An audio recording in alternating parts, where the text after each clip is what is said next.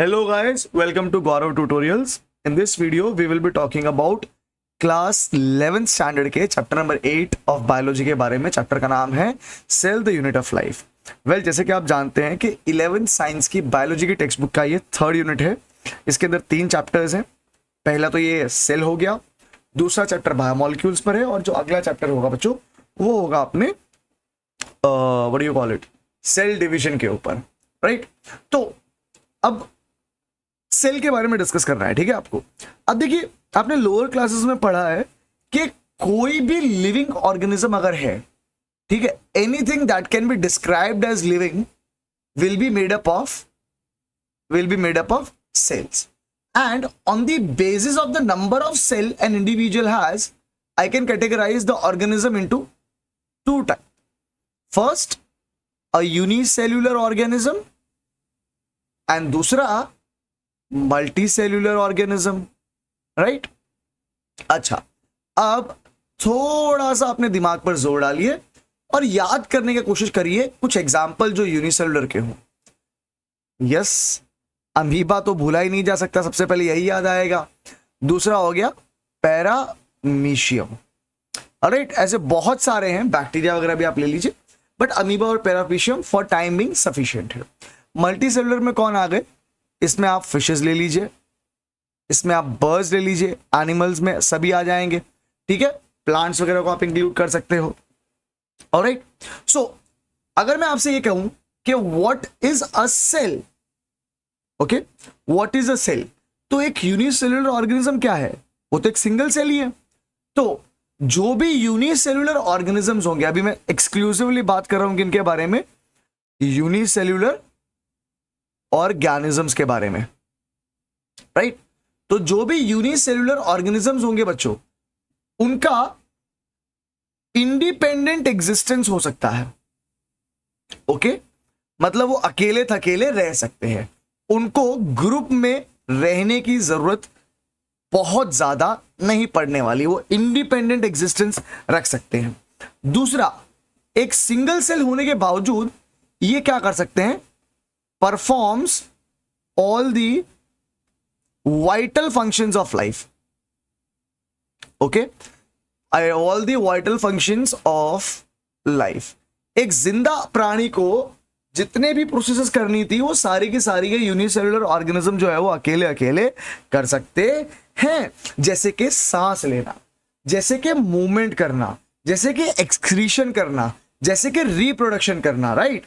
तो ये सारी कैसी प्रोसेस है बच्चों? वाइटल प्रोसेसेस हैं, और ये यूनिसेल्यूलर ऑर्गेनिज्म सारी के सारी प्रोसेसेस को अकम्प्लिश कर सकते हैं अकेले ही, राइट।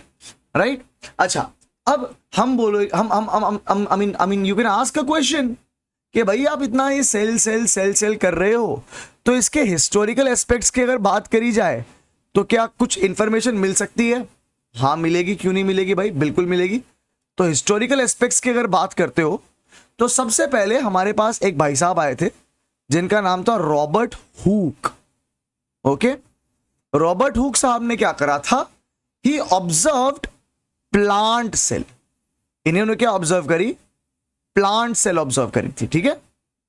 अच्छा, इन्होंने ये भी देखा कि जो प्लांट सेल्स हैं ये कुछ इस तरह से अरेंज करे हुए हैं जैसे किसी मधुमक्खी का छत्ता होता हो, ठीक है। जो हनीकॉम्ब होता है, राइट, हनीकॉम्ब होता है ना, उसके जैसा कुछ स्ट्रक्चर इन्होंने देखा। अब इन्होंने क्या कर दिया? इन्होंने देखा यार ये तो छोटे छोटे रूम की तरह लग रहा है, तो इन्होंने इसको नाम दे दिया सेल्यूला। क्या नाम दे दिया? सेल्यूला, जिसका मतलब होता था क्या? जिसका मतलब होता था स्मॉल रूम्स, छोटे छोटे कमरे, ऑलराइट। इसी बीच में हमारे पास एक दूसरे अंकल आए जिनका नाम था रॉबर्ट ब्राउन। रॉबर्ट ब्राउन साहब ने क्या देखा? रॉबर्ट ब्राउन साहब ने क्या देखा?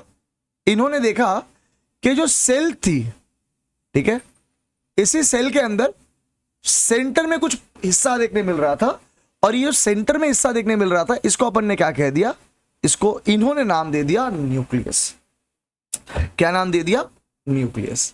इसी बीच में एक तीसरे अंकल आए जिनका नाम था एंटोन वॉन ल्यूवेनहॉक, ओके, ल्यू एक्चुअली यहां पे डबल ई है, ठीक है, LEEUWENHOEK,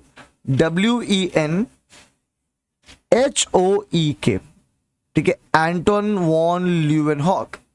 अच्छा, जब आप एंटन वॉन ल्यूवेनहॉक की बात करोगे तो इन्होंने क्या देखा था, इन्होंने देखा था लिविंग सेल, इन्होंने देखा था लिविंग सेल, और ये इन्होंने देखा था अपने खुद के द्वारा बनाए गए क्रूड माइक्रोस्कोप में, ठीक है, इन्होंने खुद ने माइक्रोस्कोप बिल्ड करा था और उससे देखा था। अब ये कपड़े के व्यापारी थे, तो ये क्या करते थे ना, कपड़े को देखने के लिए, कपड़े को मेजर करने के लिए, उसको उसके अंदर किस तरह का वीविंग हो रहा है वो देखने के लिए छोटे से मैग्नीफाइंग ग्लास का यूज करते थे। तो इन्होंने क्या करा, 2 मैग्नीफाइंग ग्लासेस को आमने सामने रख करके एक प्रिलिमिनरी फॉर्म ऑफ एक बेसिक सा माइक्रोस्कोप डेवलप किया। ओके, और उन्हीं में इन्होंने ये सब सेल्स वगैरह ऑब्जर्व करी। अच्छा, ये बहुत ही ज्यादा नेचर को लेके सजग थे, तो whatever he would come across, no, जो भी उनको दिखता है उसी चीज का ऑब्जर्वेशन करना स्टार्ट कर देते हैं, ठीक है। तो इन्होंने क्या बताया, ये जो लिविंग सेल्स इन्होंने देखे थे, उन्होंने देखा कि ये तो मूव कर रही है, तो इन्होंने उसको नाम दे दिया था एनिमलक्यूल्स, ठीक है। एनिमल मतलब मूव कर रहा है, और मॉलिक्यूल्स में से क्यूल ले लिया। मॉलिक्यूल कैसे होते हैं, छोटे होते हैं, और छोटे एनिमल्स जो इन्होंने देखे माइक्रोस्कोप में, उन्होंने उसको नाम दे दिया एनिमलक्यूल्स। ओके, चलिए, यहां तक सब कुछ सही चल रहा था, और अब हम लोग पहुंचे एनसीईआरटी के टॉपिक नंबर 8.2 के ऊपर। टॉपिक का नाम है सेल थियरी। देखो, ऐसे तो कोई बहुत बड़ी दहाड़ मारने वाली बात नहीं है इस टॉपिक में, बट एग्जाम के पॉइंट ऑफ व्यू से बच्चों ये काम का है, ठीक है। अब मेरे पास साल चल रहा था 1838, 1838, और हमारे पास एक व्यक्ति आए जिनका नाम था Matthias Schwann, sorry Schleiden, just a minute, या ठीक है, Matthias Schleiden. He was a German botanist, okay, he was a German botanist. देखिए, ये सब ध्यान में रख के रखिएगा, ऐसे तो आपको कोई बड़ी प्रॉब्लम नहीं आएगी, बट जब आप प्रैक्टिकल देने बैठोगे ना, तो आपको वाइवा में यही सब पूछेंगे, यार शिल्डन कहाँ का था बताओ, ठीक है। तो ये अपन ध्यान में रख के रखने वाले कि मैथायस शिल्डन थे। इन्होंने 1838 में क्या ऑब्जर्व करा, इन्होंने ऑब्जर्व करा that all the plants, right, his observation was all the plants are made up of cells, right, all the plants are made up of cells which are of different kinds, ठीक है। मतलब अलग अलग तरह की sales जो थी वो जुड़ करके क्या बना रही थी, प्लांट्स बना रही थी, डिफरेंट काइंड्स ऑफ सेल्स, ठीक है। All the plants are made up of different kind of cells। अच्छा, और ये different kind of cells जो थी वो किस तरह से अरेंज हो रही थी, they got organized, ये सेल जो थी they got organized to form tissue। क्या बना रही थी, टिश्यू बना रही थी। ये किसने कहा, ये कहा हमारे मैथायस शिल्डन ने या स्लाइडन ने। इन्होंने ऐसा कहा कि जितने भी प्लांट्स हैं वो अलग अलग तरह के सेल्स के बनते हैं, और ये सेल्स अपने आप को ऑर्गेनाइज कर लेती हैं किस फॉर्म में, टिश्यू के फॉर्म में, ठीक है। थोड़ा समय बदला और आया 1839, 1839, और हमारे पास एक दूसरे साइंटिस्ट आए, इनका नाम था थियोडोर श्वान। इनका नाम क्या था, थियोडोर श्वान, Theodore Schwann. Now this Theodore Schwann, he was a British zoologist. He was a British zoologist. अच्छा देखिए, स्लाइडन भैया जो थे वो बॉटनिस्ट थे। बॉटनिस्ट लोग क्या पढ़ते हैं, बॉटनिस्ट लोग पढ़ते हैं प्लांट्स को, और थियोडोर श्वान जो थे, श्वान भैया कौन थे, जूलॉजिस्ट। जूलॉजिस्ट किसको पढ़ते हैं, एनिमल्स को पढ़ते हैं, right.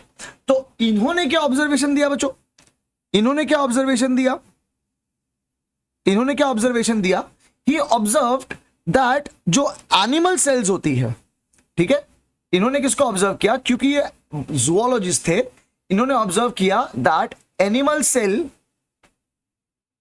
Has a thin outer layer, has a thin outer layer, outer layer.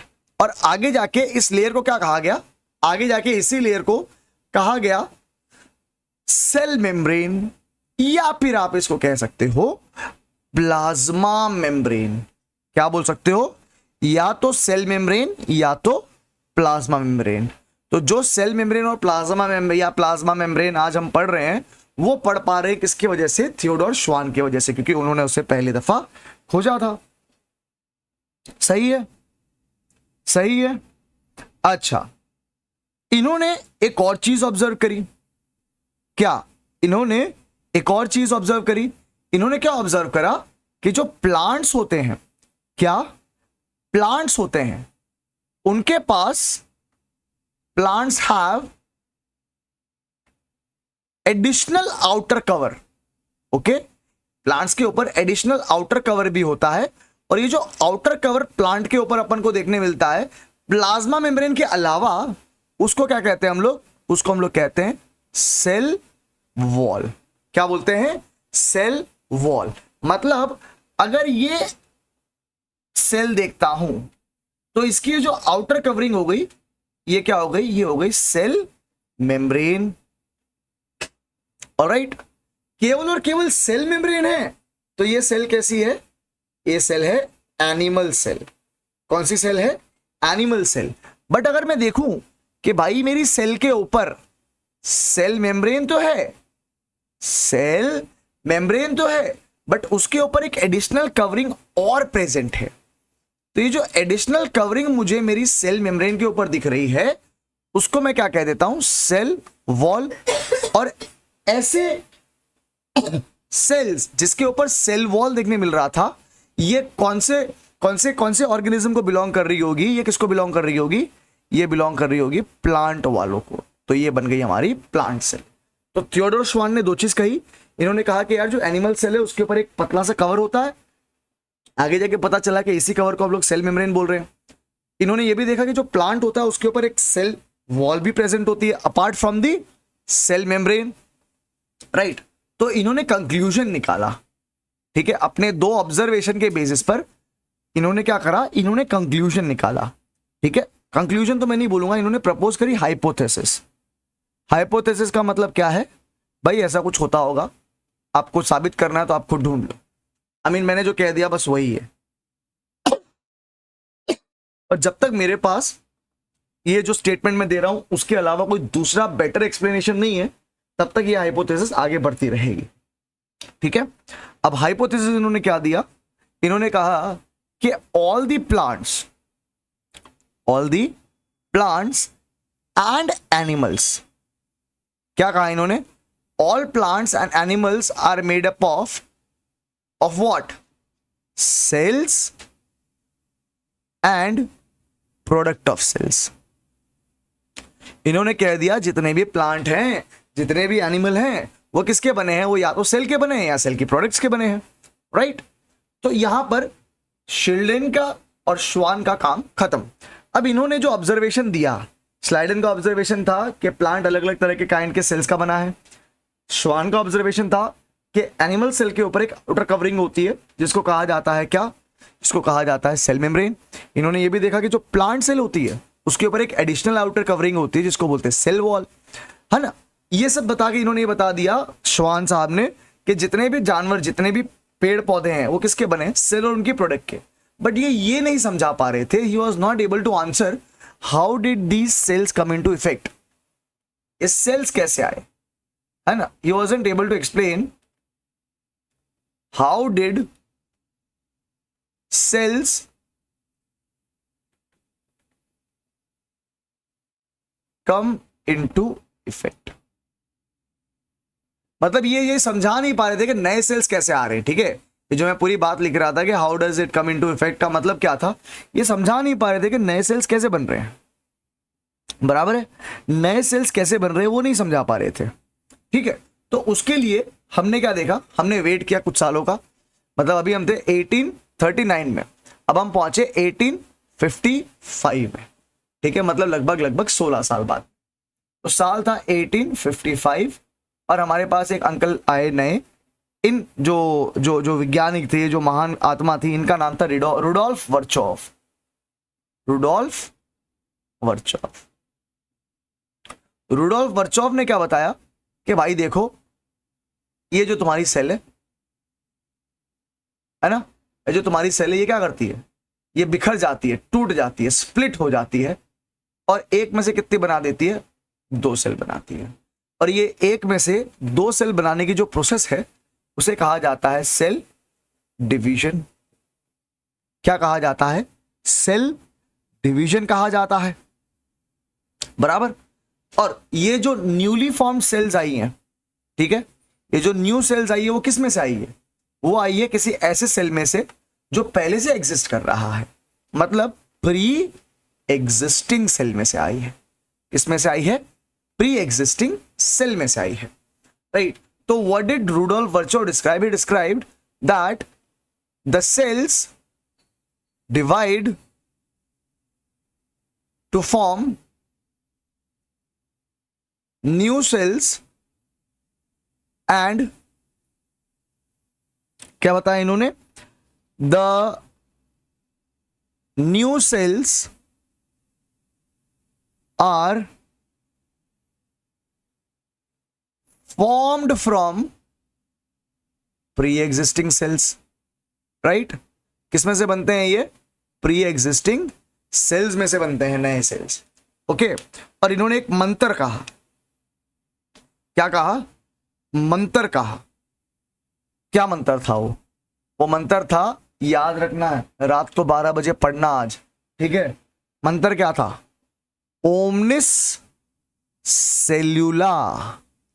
Omnis, बोलो साथ में मेरे, ओमनिस सेल्यूला, ए सेल्यूला, ठीक है। मंत्र क्या है, बोलो, ओमनिस सेल्यूला ए सेल्यूला, अर्थात अर्थात क्या है ये, all cells arise from pre existing cell, ठीक है। मतलब जो भी नए सेल्स आ रहे हैं वो ऑलरेडी जो एग्जिस्टिंग सेल्स थे उसी में से आ रहे हैं, ठीक है। अब इन्होंने क्या करा, इन्होंने जो श्वान साहब थे उनकी हाइपोथेसिस को थोड़ा सा मॉडिफाई किया और प्रपोज करी सेल थियरी। इस सेल थियरी को हम लोग 2 स्टेटमेंट के द्वारा याद करेंगे और अपनी किताब में लिखने का एफर्ट डालेंगे। पहला पॉइंट क्या है बच्चों, पहला पॉइंट है ऑल ऑर्गेनिजम्स, चाहे वो प्लांट्स हो चाहे वो एनिमल्स हो, ऑल ऑर्गेनिजम्स आर किसके बने हुए हैं, made up of cells and products of cells, ठीक है। और दूसरा जो इन्होंने हाइपोथेसिस के अंदर मॉडिफाई करके अपना पॉइंट ऐड किया वो क्या था, all cells, just a minute, let me थोड़ा अच्छी हैंडराइटिंग ले लूं, all cells arise from, all cells arise from कौन सी cells, pre existing cells, right. तो यहां पर हम लेंगे ब्रेक, यहां पर वीडियो को दिया जाएगा आराम। आप भी आपकी नोटबुक निकाल के थोड़ा सा चाहिए तो वीडियो को पॉज कर लो, मैं थोड़ा सा इसको छोटा कर देता हूं ताकि आप सारा का सारा एक ही स्क्रीन पर देख पाएं, राइट। हाँ, इसका स्क्रीनशॉट ले लीजिए आप, और अगर साथ में लिखते गए हो तो बहुत अच्छी बात है, और अगर नहीं लिखा है तो स्क्रीनशॉट लेकर के इसको आपकी किताब में लिख लीजिएगा और धीरे धीरे पढ़ना चालू कर दीजिएगा, ठीक है। मिलते हैं अगले वीडियो में जहां पर हम डिस्कस करेंगे सेल के ओवरव्यू के बारे में। तब तक के लिए अपना बहुत बहुत ख्याल रखें। Good night and God bless you all.